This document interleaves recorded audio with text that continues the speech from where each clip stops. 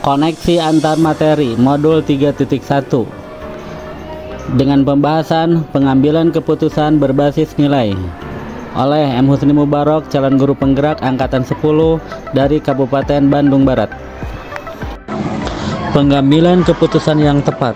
Dalam mengambil keputusan yang tepat, di sini harus berdasarkan 3 hal. Yang pertama, nilai-nilai kebajikan, baik nilai secara formal ataupun nilai adat istiadat di suatu tempat. Yang kedua, bahwa keputusan tersebut harus berpihak pada murid. Dan yang ketiga, bahwa keputusan tersebut harus bertanggung jawab dan nanti mungkin pada suatu saat akan dipertanggungjawabkan, sehingga pengambilan keputusan memang harus benar-benar tepat. Pada dasarnya, bagi seorang pemimpin, kepala sekolah misalnya, bahwa pengambilan keputusan itu biasanya dihadapkan pada 2 hal. Yang pertama, dilema etika atau ethical dilemma, dan yang kedua adalah bujukan moral atau moral temptation. Secara umum, ada pola atau model atau paradigma yang terjadi pada situasi dilema etika yang bisa dikategorikan seperti yang pertama, individu lawan kelompok, yaitu antara kepentingan seseorang dengan kelompok. Yang kedua adalah rasa keadilan lawan rasa kasihan. Jadi di suatu sisi kita itu harus adil kepada orang lain, tetapi di sisi lain kita merasa kasihan terhadap orang tersebut. Yang ketiga, kebenaran lawan kesetiaan. Di sisi lain kita harus benar, tetapi di sisi lain juga kita harus setia. Kadang hal tersebut bisa menimbulkan dilema.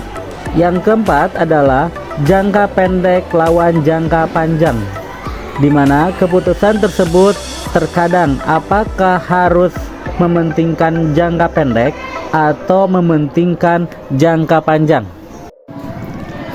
Prinsip pengambil keputusan. Pada dasarnya, seorang pemimpin harus berpikir bagaimana keputusan tersebut dapat diterima dan dapat bermanfaat.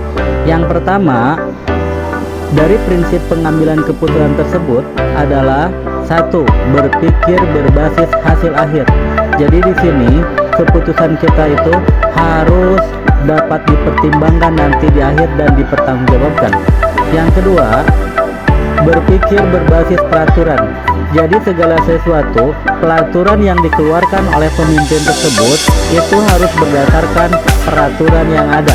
Yang ketiga, berpikir berbasis rasa peduli.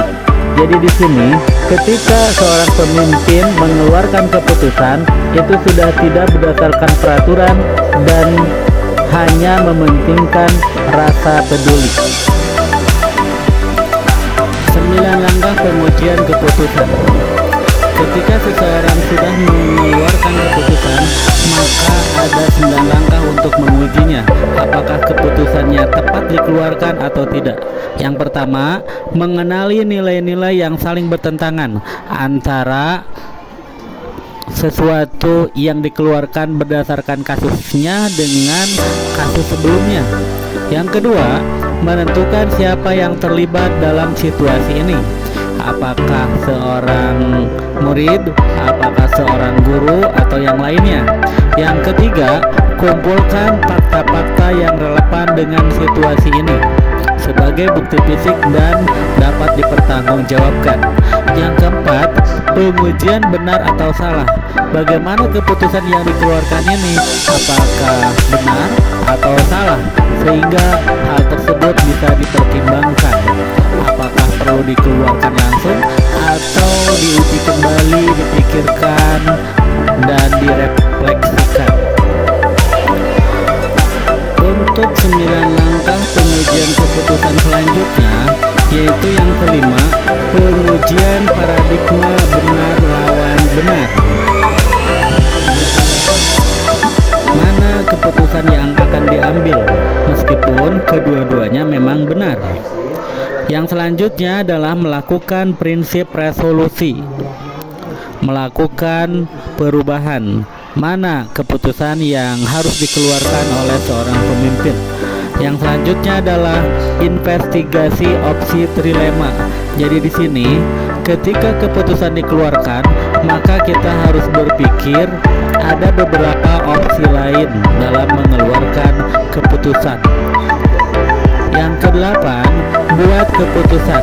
Jadi sebelum keputusan itu akan dikeluarkan, memang kita harus mengujinya terlebih dahulu, sehingga ketika sudah timingnya kita mengeluarkan keputusan, maka keluarkanlah keputusan tersebut.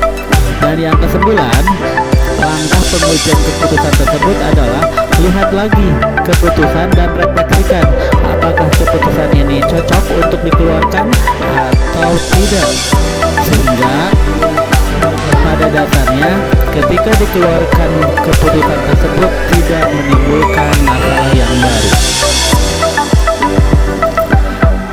Kesimpulan, dalam pengambilan keputusan kita diharapkan mengenai prinsip-prinsip etika, 4 paradigma dilema etika, dan 9 langkah pengujian keputusan. Dan agar keputusan yang dikeluarkan lebih tepat dan bertanggung jawab serta bernilai kebajikan, juga berpihak kepada murid, sebaiknya kita juga memiliki keterampilan coaching serta kompetensi kesadaran diri, yaitu self awareness. Yang selanjutnya juga kita juga perlu memiliki keterampilan pengelolaan diri atau self management, juga kesadaran sosial, social awareness, dan keterampilan berhubungan sosial atau relationship skill. Proses pengambilan keputusan seharusnya juga dilakukan dengan kesadaran penuh atau mindful, dengan berbagai pilihan dan konsekuensi yang ada.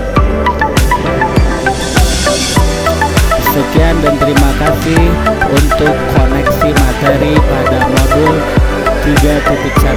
Wassalamualaikum warahmatullahi wabarakatuh.